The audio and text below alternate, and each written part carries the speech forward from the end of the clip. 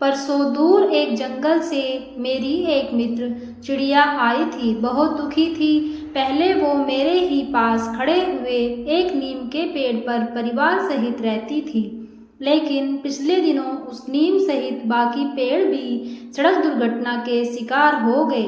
तब वो चिड़िया परिवार और अन्य रिश्तेदारों सहित किसी और जंगल में रहने चली गई थी। मुझे बहुत बुरा लगता था।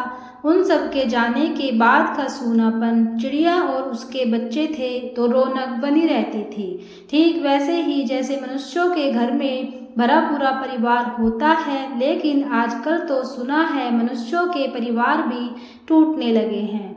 खैर, चिड़िया बता रही थी कि उसे भी वहाँ नई जगह भी अच्छा नहीं लगता, लेकिन क्या करती, जाना जरूरी था। कम से कम वहाँ पेड़ तो हैं। लेकिन अब शायद वे जंगल भी मनुष्य के विकास के आड़े आ रहे हैं। चिड़िया इस बात से भी दुखी थी कि जंगलों की कम होती संख्या और सूखते तालाबों के कारण आजकल उसके विदेशी मित्र भी यहाँ आने जाने से कतराते हैं। पता नहीं आने वाले समय में उनके लिए घर भी बचेगा या नहीं। उसने एक अच्छी खबर भी दी कि मेरे जिन बीजों और पंछी दूसरे जगहों पर ले गए थे, उनसे नई कोंपलें फूटी हैं और मैं अब दादा नाना बन चुका हूँ। अभी हम बात ही कर रहे थे कि अचानक मेरे पेट में तेज दर्द हुआ। मैं घबरा गया। दर्द असहनीय था। अभी तो उम्र भी ऐसी नहीं थी, फिर भी ये दर्द मैं समझ नहीं पाया। तभी वो चिड़िया कातर समय में चीख उठी। दर्द अब तो तेज हो गया था और नीचे मेरे पैरों के पास के लोगों के चिल्लाने की आवाज़ भी आ रही थी।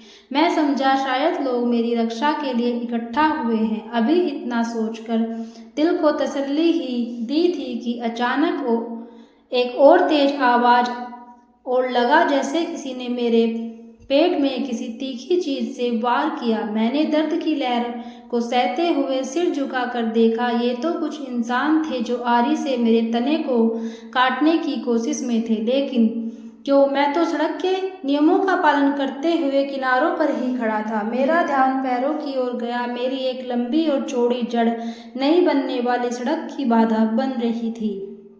शायद मैं चिल्लाकर कहना चाह रहा था कि जड़ों को ऐसे नष्ट मत करो, मुझे किसी और बड़ी जमीन पर ले चलो, मैं वहां अपनी जड़ें पसार लूंगा। मेरी हालत देखकर माँ भी रोने लगी थी, लेकिन आरी का चलना अब भी नहीं रुका था। आखिरकार माँ ने कसकर पकड़े मेरे हाथ को ढीला छोड़ दिया और तेज आवाज के साथ मैं जमीन पर आ गिरा।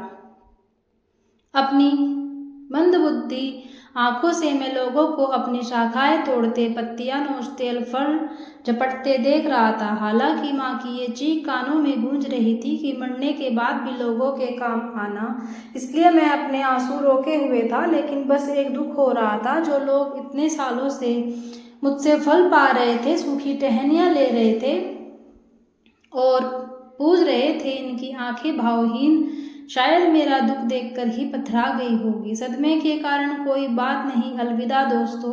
ईश्वर करे कि दूर किसी नई जगह पर फलते फूलते मेरे परिवार के बच्चों ने भी सबकी सेवा करने वाली सीख याद रखी होगी।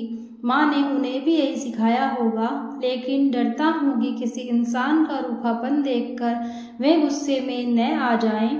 वैसे भी अब भावनाओं की हवाएं और संवेदनाओं के बादल दिखना बंद हो गए हैं।